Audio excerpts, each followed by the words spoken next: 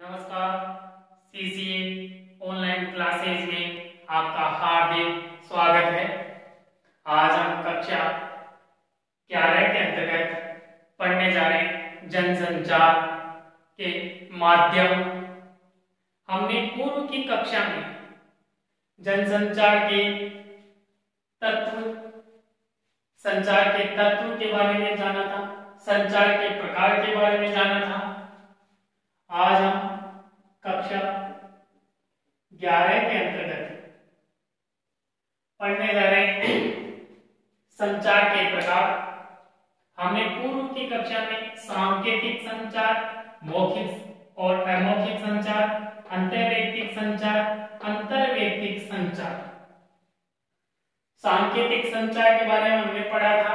संकेतों के माध्यम से जो वार्तालाप होता है उसे सांकेतिक संचार कहते हैं। मौखिक, बोलकर जो संचार होता है, बोलकर अपने विचार भावों को प्रकट किया जाता है, मौखिक संचार कहलाता है। अमौखिक, इशारों के माध्यम से जैसे गर्दन हिलाना या बुलाना आदि जो भी संचार होता है अमौखिक संचार होता है। अंतर्वैयक्तिक संचार, जब व्यक्ति अपने मन के अंदर या अपने आप से बातें करता है उसे अंतर्वैयक्तिक संचार कहते हैं। अंतर्वैयक्तिक संचार, जब दो व्यक्ति आमने सामने बैठकर आपस में वार्तालाप करें तो उसे अंतर्वैयक्तिक संचार कहते हैं। आज हम पढ़ने जा रहे हैं समूह संचार। समूह संचार,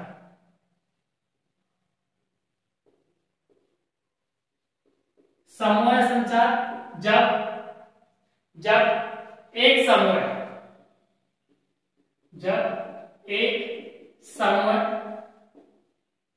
आपस में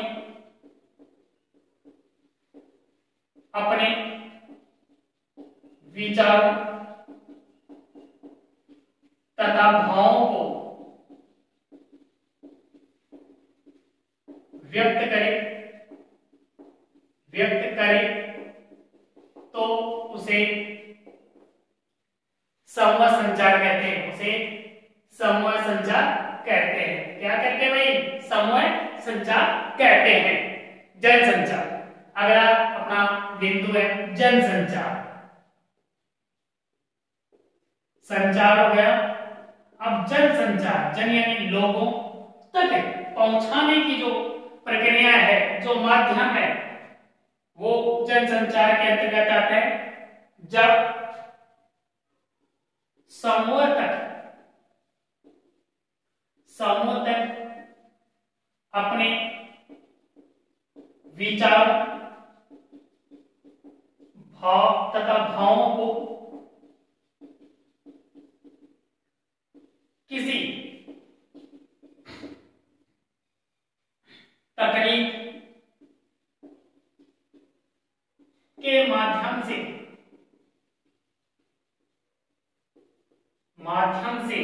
जब एक समूह तक अपने विचारों तथा भावों को किसी तकनीक के माध्यम से पहुंचाया जाता है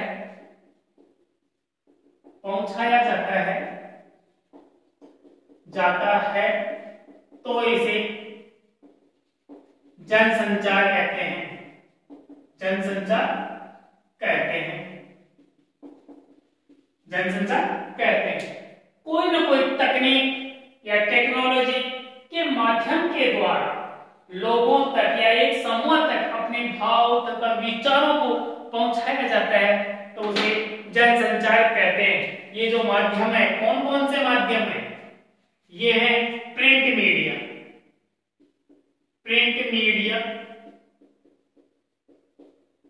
जिसे हम कहते हैं समाचार पत्र पत्रिकाएं। जो आप लोग पढ़ते हैं, अखबार पढ़ते हैं, पत्रिकाएं पढ़ते हैं, उन्हें हम प्रिंट मीडिया कहते हैं। सर्वे माध्यम, जिसे हम रेडियो कहते हैं। सर्वे में दृश्य माध्यम, जिसे हम टीवी कहते हैं। क्या कहते हैं? TV, television. फिर इसी के साथ आ जाता है सिनेमा, इंटरनेट। तो व दृश्य माध्यम और इंटरनेट ये ऐसे माध्यम हैं जो एक व्यक्ति या समूह के भाव तथा विचारों को जनता तक पहुंचाते हैं, लोगों तक पहुंचाते हैं, जन तक पहुंचाते हैं, इसलिए इन्हें जनसंचार के माध्यम कहा जाता है। प्रिंट मीडिया, अखबार डेली आप देखते हैं, पढ़ते भी हैं, रेडियो एफएम, रेडियो की जगह आप एफएम सुनते हैं, टेलीविजन आप देखते हैं, इंटरनेट पे चैटिंग, फेसबुक, व्हाट्सएप के माध्यम से आप संदेश देते हैं और प्राप्त करते हैं। संचार के कार्य, अब देखते हैं संचार के क्या क्या कार्य हैं। संचार के कार्य, संचार के कार्य होते हैं प्राप्ति नियंत्रण, सूचना देना, अभिव्यक्ति, अपने विचारों को अभिव्यक्त करना, सामाजिक संपर्क बनाए रखना, समस्या समाधान, कोई भी समस्या होती है उसका समाधान भी संचार के माध्यम से दिया जाता है। जैसे हमें कोई समस्या है, हमें संकट है, तो दूसरा व्यक्ति हमारी समस्या का क्या करता है, समाधान करता है, उसका निवारण कर देता है, तो समस्या समाधान भी किसके माध्यम से हो जाता है, संचार के माध्यम से। हम आपस में वार्तालाप करते हैं, अपने विचारों को व्यक्त करते हैं, अपनी समस्याओं को प्रकट करते हैं, इसलिए कि उनका समाधान हमें मिल जाए, उनका हल, उनका निवारण हमें प्राप्त हो जाए। इसलिए संचार के कार्य हैं प्राप्ति नियंत्रण, सूचना, अभिव्यक्ति, सामाजिक संपर्क, सामाजिक यानी लोगों से हम संपर्क में इस संचार के माध्यम के द्वारा, बातचीत के माध्यम के द्वारा, अपने विचारों तथा भावों के माध्यम से हम लोगों से संपर्क साधते हैं। समस्या समाधान, प्रतिक्रिया और भूमिका, हम अपनी प्रतिक्रिया लोगों के सामने प्रकट करते हैं, अपनी भूमिका, अपना जो नेतृत्व है, अपना जो दायित्व है, अपना जो जिम्मेदारी है, वो लोगों के सामने हम रखते हैं। इसलिए संचार के कार्य प्राप्ति नियंत्रण, सूचना, अभिव्यक्ति, सामाजिक संपर्क, समस्या समाधान, प्रतिक्रिया और भूमिका है। आगे देखते हैं जनसंचार के कार्य।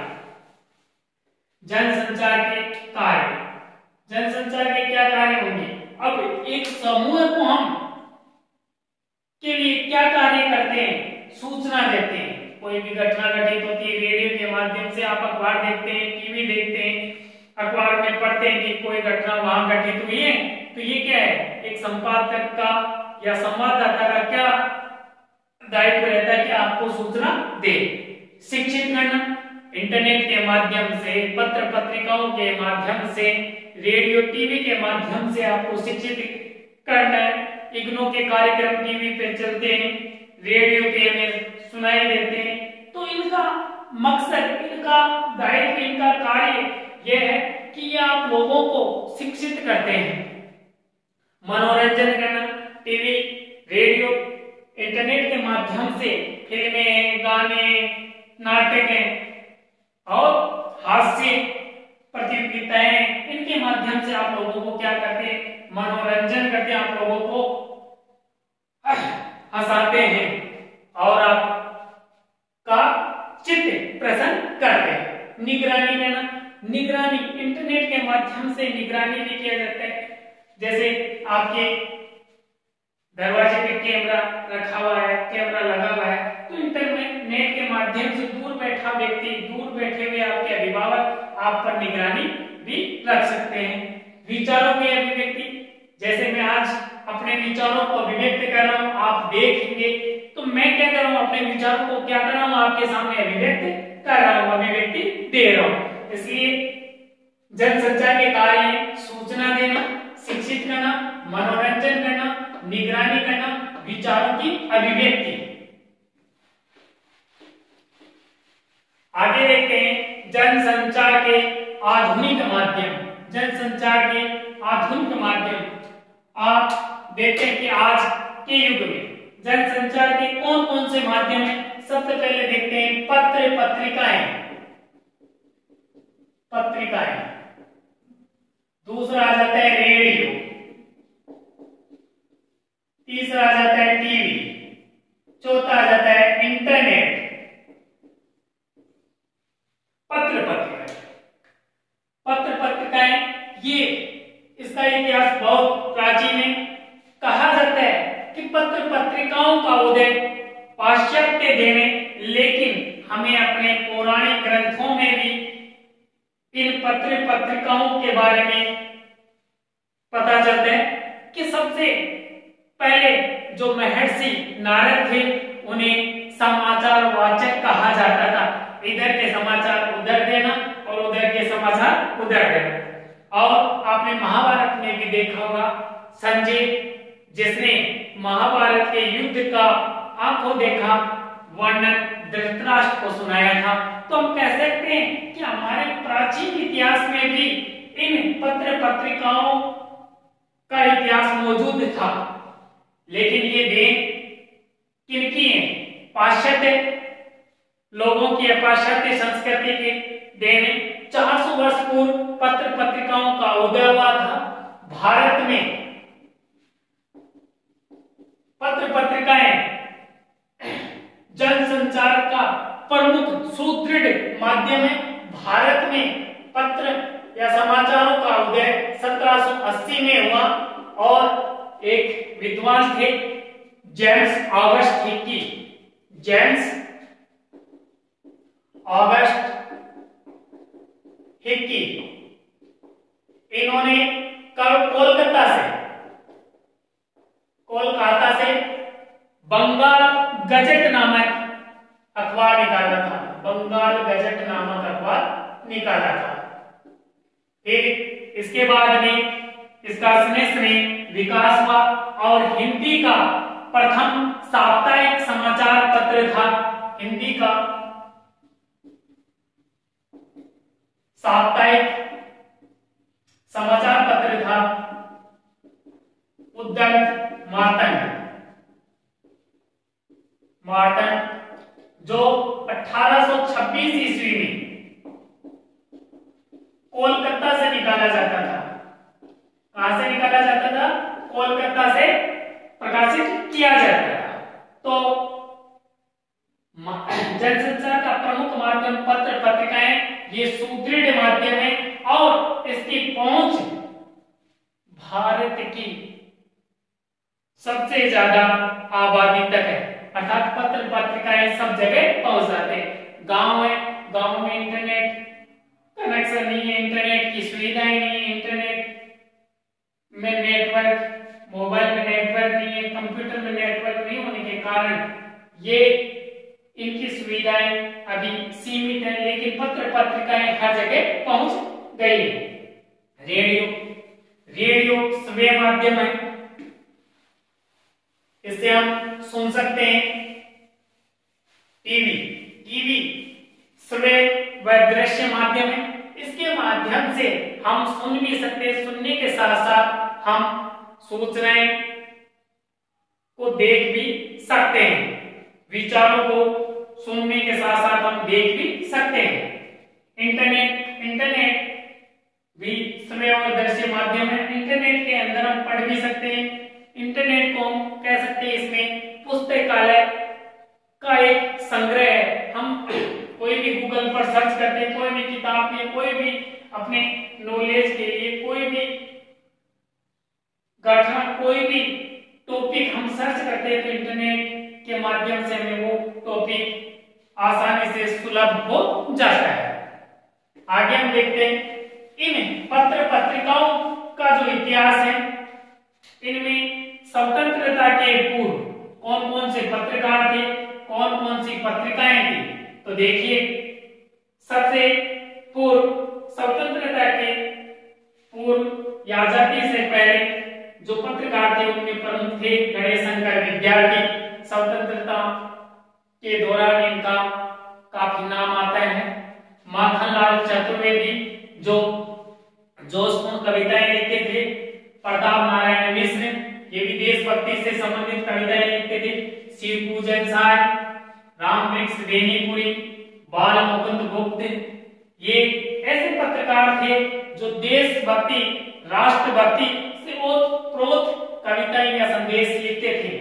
और उस समय आजादी के पूर्व जो पत्र पत्रिकाएं थी वो थी पत्र थे, हिंदुस्तान था, सरस्वती थी, हंस था, करमवीर था, प्रताप था, प्रदीप था और विशाल भारत था।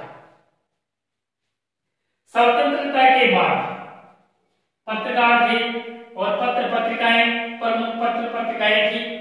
स्वतंत्रता के बाद पत्रकार थे आगे सच्चिदानंद वात्स्यायन, आगे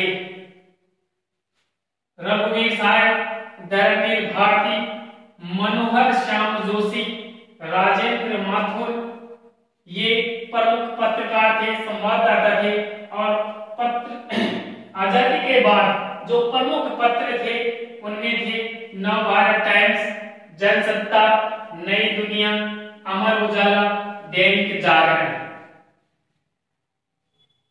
धन्यवाद। आज के लिए इतना ही। इसकी आगे की जानकारी, आगे का ज्ञान हम आगे की कक्षा में प्राप्त करेंगे। धन्यवाद।